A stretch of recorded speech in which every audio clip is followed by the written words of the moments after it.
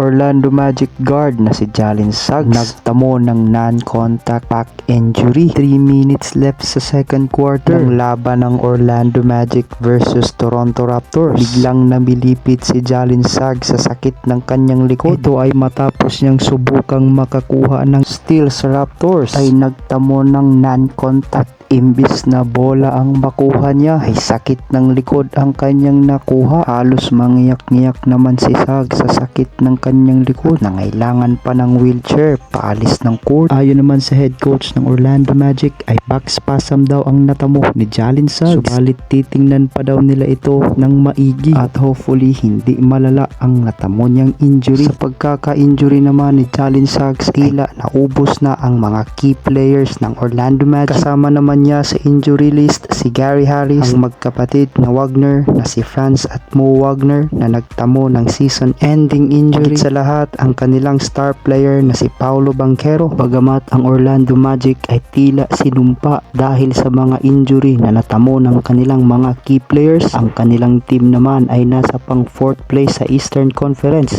at malaki ang pag-asa na makapasok sa playoffs. Samantala, Jimmy Butler sinuspinde ng Miami Heat. Ito ay kaugnay ng kanyang mga pahayag sa kanyang post-game interview na dito ay sinabi niya na hindi na siya masaya sa paglalaro ng basketball sa Miami Heat. Ang kanyang pagnanais na ma-trade na siya sa ibang team. Dahil dito ay sinuspinde si Butler ng 7 games na walang sweldo at tila $3.7 million ang mawawala sa kanya dahil sa kanyang pagkasuspinde. Muli namang binuksan ni Pat Riley ang trade talks para kay Jimmy Butler. At tila sigurado na mawawala na si Butler sa Miami.